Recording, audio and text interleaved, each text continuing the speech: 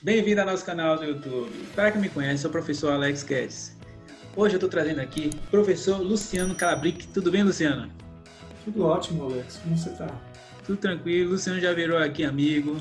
Já estamos aí É de juntos. cliente, né, paciente, a apresentador do seu canal. Com certeza. Hoje o Luciano vai falar um pouquinho sobre hepatite C. Quais são os cuidados? O que é hepatite C, Luciano? Quais os cuidados que o profissional tem que ter? Explica um pouquinho. Porque esse público meu é diferenciado. É paciente, estudante de odontologia e dentistas também. Esse, o termo hepatite, eu acho que para o pessoal da área de saúde é simples de entender. É a inflamação do fígado, né? E nós temos diferentes causas de hepatites e no caso, como você mencionou, a hepatite C é uma delas. A hepatite C é causada por um vírus, o vírus da hepatite C, e esse vírus foi descoberto em 89 e recentemente, né, na verdade este ano, os pesquisadores que descobriram o vírus e que revolucionaram o diagnóstico e estudo e terapia desse vírus ganharam o Prêmio Nobel de Fisiologia e Medicina, que é uma honraria e tanto para a medicina, né? O Dr. Harvey Walter, Michael Houghton e Charles Rice, então, receberam esse prêmio Nobel este ano por conta dessa descoberta. Antes da descoberta, em 89, a gente sabia que tinham vários vírus que causavam hepatites, né, entre eles o vírus da hepatite A e o vírus da hepatite B, e quando nós não tínhamos o diagnóstico correto, então nós chamávamos de hepatite não A, não B, né? Então, em parte, a descoberta é nesse sentido de realmente reconhecer e dar nome a esse novo vírus. Curiosamente, é um vírus da mesma família do vírus da dengue. Ele hoje está classificado como um flavivírus. A gente diz flavivírus-like, né? Porque, na verdade, ele pertence a um grupo separado. Felizmente, ele não é transmitido por mosquitos, né? O vírus da hepatite C, ele é transmitido principalmente pelo sangue, e vocês da área de odontologia então tem que estar bem atentos a isso, porque você tem o risco de contato com sangue, né? Existem alguns grupos de risco que a gente reconhecidamente sabe que tem prevalência mais elevada, então, mas em geral a prevalência no mundo hoje é menor que 1%, e nós chegamos no estágio, cerca de 30 anos depois da descoberta do vírus, da cura do vírus, que é algo para uma infecção viral, eu diria que é revolucionário, e não é à toa que eles ganharam o Prêmio Nobel também por conta disso. Nós chegamos em 30 anos à descoberta e à cura. Com a cura, então a gente está reduzindo essa prevalência cada vez mais, mas realmente tem grupos que são difíceis de gerenciar, né? Pessoas que são politransfundidas correm um alto risco, pessoas que recebem transplante de órgãos sólidos também, usuário de Usuário drogas, de drogas. exatamente, eles têm comportamento de risco que são difíceis de gerenciar, né? Apesar da gente ter o tratamento hoje que cura a infecção, esse tratamento ele não previne novas infecções. Então, o indivíduo tratado e curado, se ele se expõe novamente, ele corre o risco de se infectar novamente. Em relação a esse vírus da hepatite C, o que é que ele tem de diferente dos outros vírus de hepatites, né? Primeiro, mais de 70% das pessoas que adquirem o vírus, ele mantém uma infecção crônica de longa duração e, por conseguinte, acaba desenvolvendo uma doença crônica também, progressiva, e que cursa com formas graves de doença hepática entre 15 e 20 anos. A infecção inicial, se não houver nenhum tipo de atendimento, acompanhamento e tratamento, né? Luciano, é bom informar também que não existe vacina, não é isso? Os únicos vírus que a gente tem vacina hoje são o vírus da hepatite B e o vírus da hepatite A. O vírus B, inclusive, por ter uma rota de transmissão parecida com o vírus C, sanguínea, né, é muito importante que as pessoas da área de saúde se vacinem. O vírus A é um pouquinho diferente, ele tem uma transmissão mais fecal-oral e, portanto, é melhor que seja administrado na infância. Apesar de que as formas mais graves de hepatite A ocorrem na fase adulta. Então, o indivíduo que nunca foi exposto ou foi vacinado, com o passar dos anos, ele tem um risco de ter uma doença aguda por hepatite A mais grave. Mas, voltando aqui à hepatite C, existem alguns estudos que demonstram que os homens têm uma evolução da doença mais rápida, Isso talvez tenha algum viés epidemiológico, mas em geral realmente os homens se cuidam menos, então é importante a partir da quarta década, se possível, fazer testes de rastreio desse vírus, porque na quarta década já representa mais ou menos esses 20 anos de infecção. A curva epidemiológica da hepatite C ela começa com pessoas da idade de 20 anos, salvo as exceções, né? Pessoas que têm doenças congênitas, como anemia falciforme ou hemofilia, que são politransfundidos, esses podem adquirir infecção precocemente. Mas as pessoas da população em geral, usuários de drogas, ou as pessoas começam a se expor mais a todo tipo de risco a partir dos 20 anos, né? Entendi. E no caso também há evidência de transmissão materno-infantil do vírus. Então, na hora do acompanhamento, né, do pré-natal, é importante que seja visto a hepatite C também. Também essa fase de adulto tem a questão de manicure, piercing, tatuagem. Exato. Vai ter a Essas vias de contaminação também. transmissão, a Relação gente sexual considera também. elas esporádicas, mas elas realmente podem acontecer.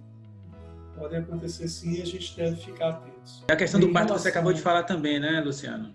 Pode ter risco de... A gente até fez um estudo na Fiocruz sobre transmissão materno-infantil do vírus C e nós vimos que 30% dos bebês que adquirem infecção adquirem no primeiro trimestre, mas isso varia bastante. Um outro grupo já adquire de forma mais tardia, na gravidez ainda, e ainda existe um grupo que pode adquirir após o nascimento, né?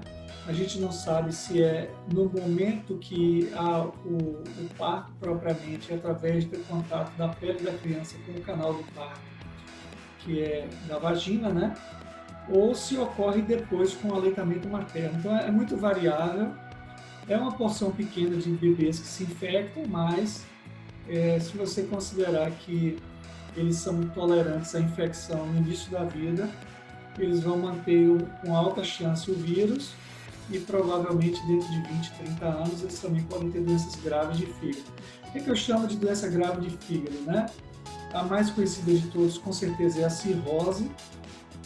Com o processo inflamatório, há uma desorganização do parênquima hepático e a formação de cicatriz, né, cirrótica, e que acaba por substituir todo o parênquima hepático por tecido conjuntivo, que não tem as mesmas propriedades funcionais que o fígado. Então, há um risco desse fígado ter o indivíduo ter insuficiência hepática por conta da cirrose, né? Que seria uma descompensação da função do fígado. E uma outra possibilidade é o câncer de fígado, né? O câncer de fígado que ele tem um tratamento difícil e, em geral, eles são muito agressivos, né? O vírus da hepatite B também tem essa situação, mas o vírus C realmente é mais importante porque a maioria dos indivíduos ficam doentes, né? Atualmente nós temos medicamentos, como eu falei, que podem levar o indivíduo à cura. Tudo começou lá atrás, em 1993, 94, com o uso de imunomoduladores, como o interferon. O interferon, na verdade, ele é uma citocina natural do nosso corpo, mas o uso do interferon exógeno como medicamento demonstrou alguma eficácia, porque o interferon estimula uma série de genes do nosso organismo que são antivirais naturais, mas a gente conseguiu, no primeiro momento, resposta virológica sustentada em alguma coisa como 30% a 40% dos pacientes tratados. Então era muito pouco, né? O interferon também tinha uma série de efeitos colaterais que dificultavam a adesão. Quando então foi proposto adicionar ao tratamento com interferon a ribavirina, que foi um antiviral desenvolvido para o tratamento de algumas infecções respiratórias, e no mundo da farmacologia, né, uma droga licenciada e que está sendo bem tolerada no mercado, ela pode ser testada para outras finalidades, né? Legal, isso eu não sabia não. Então, é muito comum isso. Muitas drogas do HIV, na verdade, foram decorrentes de estudos de câncer. E muitas drogas que a gente tem hoje vieram do estudo do HIV. Então, a gente vai compartilhando esses medicamentos aí para outras situações, né? Então, a ribavirina a gente incluiu no tratamento para hepatite C, o que beneficiou uma gama de pacientes, mas a resposta virológica de interferon e seus derivados, né?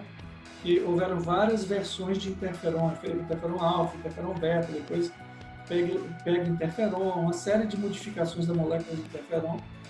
Com a ribavirina, o máximo que a gente atingiu de resposta virológica foi na faixa de 70%.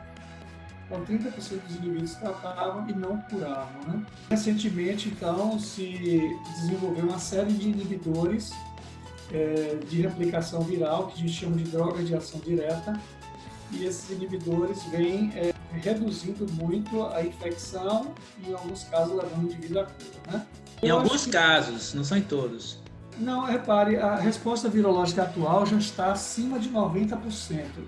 Perdão, na verdade, alguns casos ainda não tem resposta completa, mas é uma minoria já bem pequena realmente. Tanto que a gente está fazendo um estudo na Fiocruz de resistência às drogas antivirais e, apesar de a gente encontrar alguns vírus mutantes, o desfecho clínico tem sido favorável. A gente tem que monitorar isso porque o arsenal de terapia é limitado, né? E se você tem alguma situação que pode levar a falha terapêutica, o ideal é você prevenir, né? Então a gente tem feito o rastreio dos participantes da pesquisa e, felizmente, a gente não temos encontrado nenhuma mutação assim que realmente tenha causado impacto na nossa casuística, né? Eu acho que para a sequência dessa discussão, viu, Alex, valeria a pena falar que o vírus da hepatite C, apesar de ser um vírus hepatotrópico primário, né, e causa hepatite, né, ele também tem sido associado a muitas manifestações extrahepáticas, né? Os Luciano, vírus têm uma peculiaridade. Você acabou de falar extrahepáticas? Isso, exatamente. O que significa isso? Eles vão causar sinais e sintomas clínicos em outros órgãos que não é o fígado, né? Nas infecções virais é muito comum os vírus serem extremamente produtivos e, nesse processo de replicação intensa que eles realizam, eles estimulam o nosso sistema imunológico, né? E ao estimular o sistema imunológico, há uma tentativa de resposta. Mas alguns vírus, como é o caso do vírus da hepatite C, eles têm uma habilidade de escapar ao sistema imune e, como consequência dessa relação entre o vírus e o organismo, né, há a produção de uma grande quantidade de antígenos virais e também de anticorpos. Alguns anticorpos, inclusive, com ação de autoanticorpos, né, que podem causar uma autoimunidade no indivíduo. E em outros casos, a própria reação antígeno-anticorpo vai produzir, então, complexos imunes que depositam em órgãos e podem causar lesões, como eu falei, extrahepáticas. Legal. Eu separei aqui uns 2 artigos rápidos que falam um pouquinho sobre isso. Eu não vou poder entrar em detalhe nos artigos, mas só mencionar quais são os principais achados. Tem alguns que são interessantes para a área de odontologia. No caso aqui, o primeiro artigo, ele fala das manifestações extrahepáticas em geral e uma das principais ocorrências são as artralgias. Primeiro, cerca de 40% dos indivíduos que têm hepatite crônica, ativa e persistente, tem algum tipo de manifestação extrahepática, então é quase metade, né? São sintomas? Esses indivíduos vão ter artralgia, é um dos sintomas que eles descrevem bastante. Alguns indivíduos têm algum tipo de manifestação cutânea. Cerca de 10 a 15% tem xerostomia, né, que é a secura da boca por conta da baixa produção de saliva. Outros 10% podem também ter xeroftalmia, que seria um ressecamento das glândulas lacrimais, né? E alguns indivíduos, inclusive, podem desenvolver neuropatias sensoriais, né? Aí já é a parte mais crônica. 80% dos indivíduos cronificam e podem desenvolver formas graves. E quase 50% dos que estão ainda com a doença crônica, mas não desenvolveram uma insuficiência hepática, pode ter algum desses dessas manifestações que eu mencionei aqui. Vai ter vômito também, né? Pele amarela, dor muscular. Na fase aguda, aí Agudo. você tem os sintomas clássicos das hepatites, né? Ah, quais são? Seria a pele amarelada, quando há um comprometimento do elemento que seria o sistema biliar, né, do fígado. O indivíduo tende a ter a pele amarelada, a fezes fica esbranquiçada, a urina bem avermelhada. Essa fase aguda na hepatite C não é muito comum, menos de 5% dos indivíduos têm hepatite aguda C. A maioria das hepatites agudas que a gente vê por aí são hepatite A ou E, sendo que é uma doença negligenciada que a gente vai começar a estudar esse ano de 2021. Com certeza, na fase aguda, os indivíduos podem ter algum tipo de prostração. Barriga d'água também, né? Eu esqueci o nome que se dá. Não, barriga d'água é o seguinte, a barriga d'água clássica é uma complicação da extosomose. O indivíduo que tem extosomose, que é uma outra doença, é uma doença parasitária, o parasito se aloja também no fígado e depois ele migra para as mesentérias e ele produz uma quantidade muito grande de ovos que se depositam no fígado e acabam produzindo inflamação e um aumento da pressão porta dos vasos que retornam pelo fígado e vão para o coração, né? Então, esse aumento da pressão porta acaba causando aumento do fígado, aumento do baço, ascite, aumento de vasos colaterais da pele, do esôfago, tanto que muitos indivíduos com extosomose morrem de hemorragia esofágica. No caso da hepatite C, nós não temos tanto esse aspecto.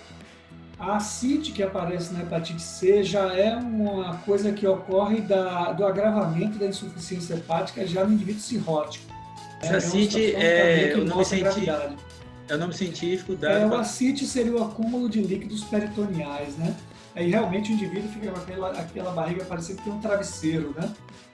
Não é exatamente a barriga do Papai Noel, não, mas é algo que é preocupante na fase crônica, já terminal da doença da hepatite C. Então, assim, a questão das manifestações extrahepáticas envolve também alterações laboratoriais. Então, você tem aumento de crioglobulinas mistas e você também pode ter trombocitopenia, com redução das plaquetas, né? E, como eu falei, uma produção imensa de autoanticorpos. Então, causando artrite reumatoide, uma série de outras doenças autoimunes.